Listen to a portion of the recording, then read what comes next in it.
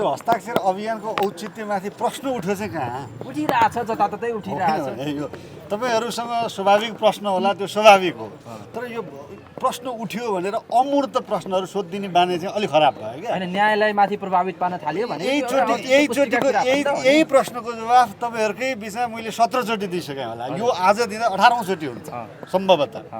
न्यायालयमाथि प्रभाव पार्ने उद्देश्य हुँदै होइन।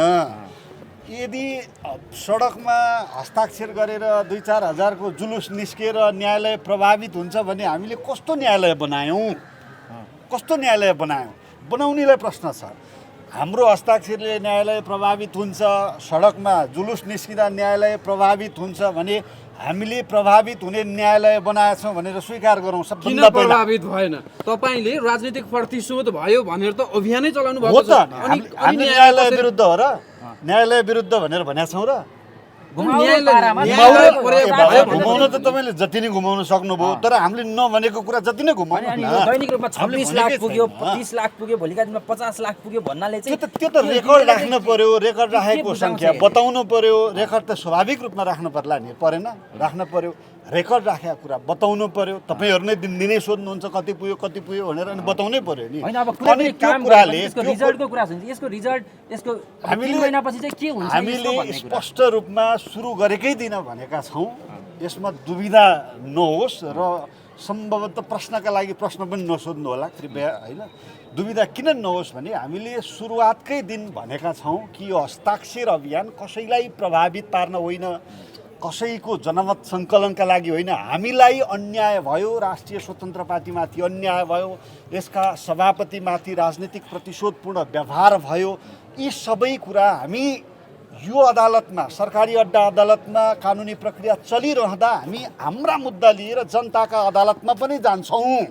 हामीले फेरि यो अदालतलाई हामीले मानेनौँ, सरकारी अड्डा अदालतलाई मान्दैनौँ भनेको होइन। नमानेको भए रवि लामिछाने अहिले टुप्लुक्क यहीँ हुनुहुन्थ्यो कि बाहिरै हुनुहुन्थ्यो नि त। अदालतको आदेश स्वीकारेर सिरोपर गरेर त्यसलाई सम्मान गरेर राष्ट्रिय स्वतन्त्र पार्टीका सभापति रवि लामिछाने कारागारमा हुनुहुन्छ भनेपछि नमानेको हो।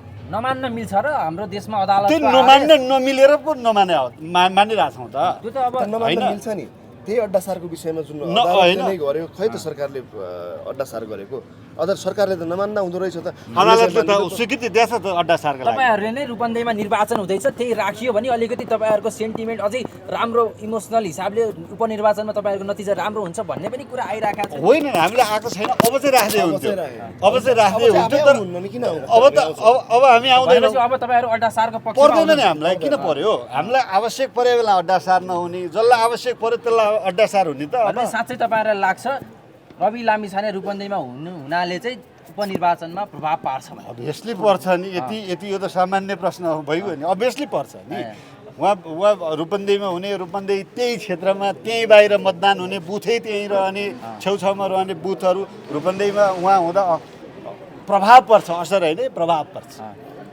त्यो त अब न्यायालयलाई प्रभाव पारेका छैनौँ भन्नुहुन्छ। अब हस्ताक्षर अभियान चलाउँदै गर्दा अन्य हस्ताक्षर अभियान पनि चलेका छन्। अब यो के पद्धति बसाल्नु भयो? भोलि बिहान रवि लामिछाने त पीडक हो, पीडितलाई कस्तो बितिरहेको होला? पीडकले नै हस्ताक्षर अभियान चलाउन थालेपछि त भोलिका दिनमा पीडितहरूले के गर्ने हुन्? नारायण पहाडीहरू त आइसक्यो त। अब पीडित कसलाई भन्नुहुन्छ? सहकारी पीडित। त्यही त, सहकारी पीडित सबभन्दा ठुलो सहकारी पीडित रवि लामिछाने हो। सबभन्दा ठुलो सहकारी पीडित हाम्रो क्लेम अनुसार होइन, सरकारले नै दाबी गरेर त्यही हाले त। अनि सहकारी पीडित होइन त उहाँ, जसले सहकारीको पैसा ल्याएन 1 रुपियाँ, न तथ्य न प्रमाण। अब सहकारीको 1 रुपियाँ नलिने मान्छेलाई लगेर कारागार हालेछ भने सन्त पीडित को त? को होला? अब त्यसो भए तपाईँलाई अन्तिम प्रश्न दीपक सरबाट हामी सुनिहालियो, अब तपाईँबाट पनि उपनिर्वाचनको यो सङ्घारमा रवि लामिछाने बिरामी भएर गले, अब उठ्नै सक्दैनन् भन्ने किसिमको एउटा जुन समाचार प्रकाशन भयो, प्रचारबाजी भयो, अब के हो यो? यसको यो तपाईँबाट तथ्य बुझौँ त। होइन, रवि लामिछानेका बारेमा धेरै ह्युमरहरू चल्छन्। अब मेरो आग्रह पूर्वाग्रह होइन, हामी जस्तै मान्छेहरूबाटै चल्छन्।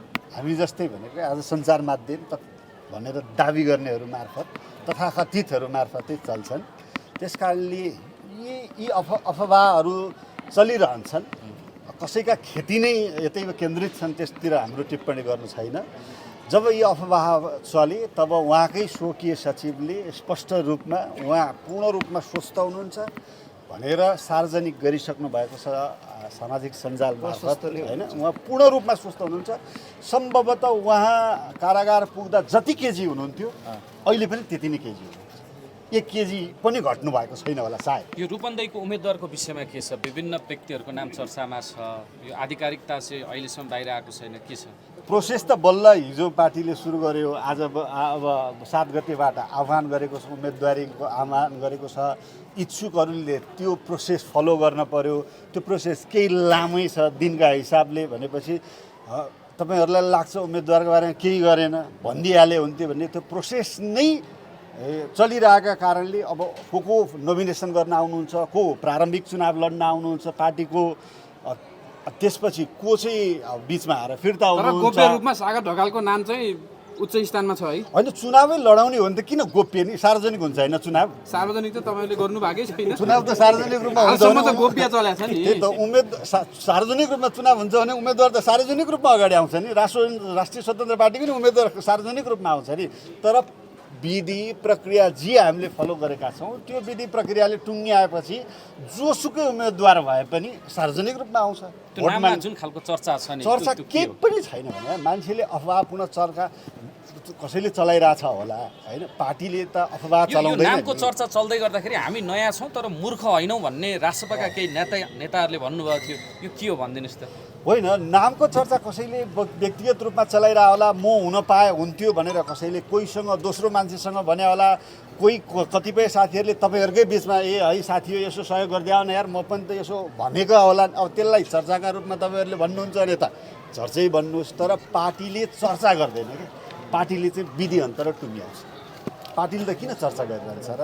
किन प्रतिस्पर्धा गर्नु छ र? अरू एकअर्कालाई भिडाउनु छ र पार्टीले चर्चा गरेर उचालेर? त्यो त गर्दैन नि पार्टीले त। पार्टीले त चर्चा होइन टुङ्ग्याउँछ क्या। उम्मेदवार टुङ्ग्याउँछ, विधि प्रक्रिया फलो गर्छ, त्यो अनुसार उम्मेदवार टुङ्ग्याउँछ सार्वजनिक रूपमा। तपाईँहरूले नै पहिला थाहा पाउनुहुन्छ त। त्यो प्रक्रिया भनेको के हो बुझ्ने भाषामा भनिदिनुहोस् त। त्यो प्रक्रिया चाहिँ पार्टीले प्रारम्भिक उम्मेदवार छनौटका लागि आह्वान गरेको छ। सम्भवतः भोलिबाट यो प्रोसेस सुरु हुन्छ, 7 गतेबाट जस्तो लागेको छ। हिजो नै पार्टीको पेज मार्फत विज्ञप्ति मार्फत सार्वजनिक गरेको छ। 7 गतेदेखि 21 गतेसम्म चाहिँ इच्छुकहरू जो उम्मेदवार हुन इच्छुक हुनुहुन्छ राष्ट्रिय स्वतन्त्र पार्टीबाट उहाँहरूले पार्टीमा निवेदन दिनुपर्नेछ। निवेदन लिखित रूपमा पनि होइन, पार्टीको एप छ, राष्ट्रिय स्वतन्त्र पार्टीको एप मार्फत निवेदन दिन सकिन्छ। 7 गतेदेखि 21 गतेसम्म उम्मेदवारी आह्वान गरिएको छ। 22 गते निवेदन दिएका उम्मेदवारहरूको नामावली प्रकाशन हुन्छ। 23 र 24 गते उम्मेदवार उप दाबी विरोध गर्न पाइन्छ। त्यसै गरी 25 गते उम्मेदवारसँग पार्टीले छलफल गर्छ।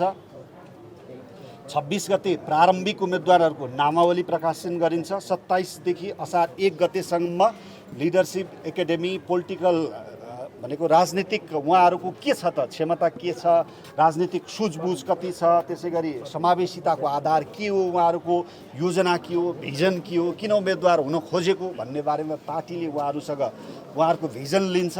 त्यसै गरी 12 र 13 गते प्रारम्भिक निर्वाचन हुन्छ। जो कायम रहनुहुन्छ उम्मेदवार त्योमा पार्टी सदस्यहरूले उम्मेदवारहरूलाई मतदान गर्नुहुन्छ।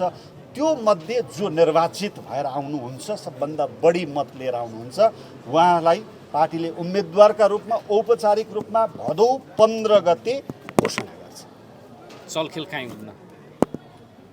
चलखेल त अब पार्टी सदस्यहरूले मतदान गर्ने बेलामा मलाई मतदान गरिदिनुहोस् है भनेर कसैले आफ्नो पक्षमा माहौल बनाउन खोज्नुलाई चलखेल भन्नुहुन्छ भने त्यो स्वाभाविक होला होइन। मेरो पक्षमा माहौल बनाइदिनुहोस्, म उम्मेदवार हुन चाहन्छु भनेर अब मतदातासँग भोट माग्न त पार्टीका उम्मेदवारहरू जसले सक्नुभयो त्यसैलाई चलखेल भन्नुहुन्छ भने त चलखेलै हो। उम्मेदवार छनौटमा चाहिँ अब यति गर्नुहुन्न। अब यही विधान यही विधिले नै गर्न दिँदैन नि। यो विषयमा के छ? दीपक बोहराको पनि त्यहाँ काहीँ कतै नाम हुन सक्छ? किन हुन नसक्नु? उहाँले चाहनु हो भने त हुनसक्छ नि उम्मेदवार पार्टीले जसले पनि तपाईँले पनि हुन सक्नुहुन्छ राष्ट्रिय पार्टीको सदस्य हुनुपर्छ होइन त्यो त्यसका लागि होइन तपाईँको पनि त सम्भावना हुनसक्छ सम्भावना त सबैको छ क्या यत्रो निर्वाचन कार्यक्रममै घोषणा गरेर होइन, उम्मेदवार हाल्न उहाँलाई आऊ अलिकति बोल्न दिउँ न के छ तपाईँको होइन। इच्छा त्यसमा यस्तो हो, सबै हामी यहाँ भएका सबैजनाको त्यो सदस्य लिएर त्यो म उम्मेदवार हुँ भनेर आउन सक्नुहुन्छ प्राइमेरीमा। अबको 15 दिन त हामीले त्यसका लागि समय नै तोकेका छौँ। जसले पनि 15 दिनभित्रमा उम्मेदवार आफ्नो दिन तपाईँको सक्छ। चाहिँ पर्छ पर्दैन मेरो पर्दैन पर्दैन मेरो पर्दैन। हस् थ्याङ्क यू सो मच हस्